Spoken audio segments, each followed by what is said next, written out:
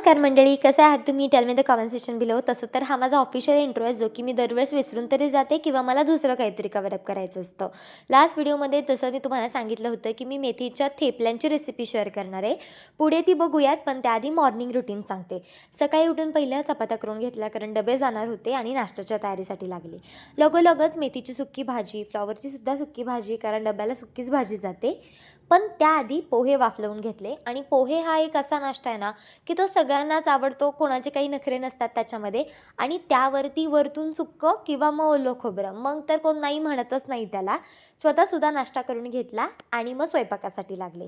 पोहे वाफलत असतानाच ना, मी शेजारी आहे ना फ्लॉवरसुद्धा उकळायला लावला होता, जेणेकरून मेथीची भाजी झाली की लगेच मी फ्लॉवर टाकेल आणि डबा जाईल म्हणून. आणि मेथीची भाजी सीझनमध्येच चालली आहे. सकाळी मी डब्यालासुद्धा दिली आणि त्यानंतर 5 वाजता त्याचे थेपलेसुद्धा बनवले होते. आणि मला पण पर्सनली मेथीची भाजी खूपच आवडते.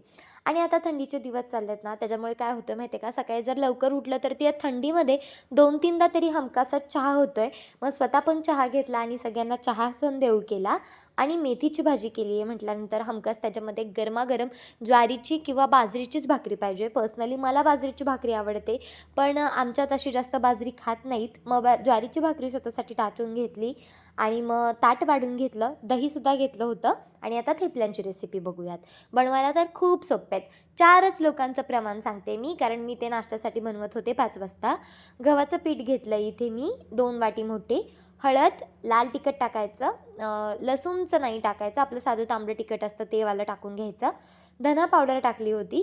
हातावरती कुस्करून ओवा टाकला आहे. थंडीचे दिवस चालले, तुम्ही माझ्या व्हिडिओमध्ये बघत असताल मी प्रत्येक गोष्टीमध्ये तीळ टाकते, त्याच्यामुळे तीळ टाकून घेतलं. धना पावडर अजिबात स्किप करायचं नाही. तेलाचं मोहन नव्हतं टाकलं, आपलं कच्चं तेल टाकून घेतलं. चवीनुसार मीठ टाकून घेतलं आणि 2 चमचे बेसनाचे टाकले होते. आता इथे तुम्हाला एक मज्जा सांगू का, जर तुम्ही आहे ना कडकडीत तेलाचं मोहन टाकलं आणि अजून 1 चमचा बेसन पीठ टाकलं तर तुम्ही त्याच्या पुऱ्या करू शकता. आणि जर तुम्ही कच्चं तेल टाकलं आणि बेसन पीठ कमी टाकलं आणि पातळ कणिक जर आपण जशी रेग्युलर मळतो तशी जर मळून घेतली तर तुम्ही त्याचे थेपले बनवू शकता. दोन्ही रेसिपीमध्ये ना खूप क्वाईट डिफरन्स आहे आणि तो जर कळला तर ते कधीच फसणार नाहीत. आणि रवासुद्धा टाकायचा पुऱ्या करत असताना. 1-2 चमचा रवासुद्धा बरा पडतो, जेणेकरून त्या कुरकुरीत खुशखुशीत पुऱ्या होतात. बरं, आपण इथं थेपल्यांचं बोलतोय. बारीक चिरून मेथी घेतली, त्याच्यामध्ये ॲड केली आणि कणिक मळून काय लगेच लाटायला घेतली. आता हे जे सगळे नखरे आहेत ना, असं गोल वगैरे करणं, ते फक्त व्हिडिओसाठी की प्रेझेंटेशन व्यवस्थित दिसावं म्हणून.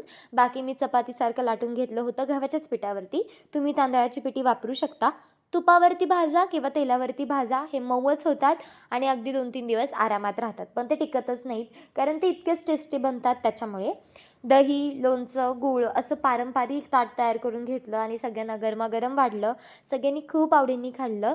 आणि आता नेक्स्ट व्हिडिओमध्ये ना आपण वाटाण्यापासून एक स्नॅक्स बघणार आहोत. स्टे ट्यून विथ मी आणि मला कमेंट्स करून सांगा आजचा व्हिडिओ तुम्हाला आवडला आहे का ते. बाय.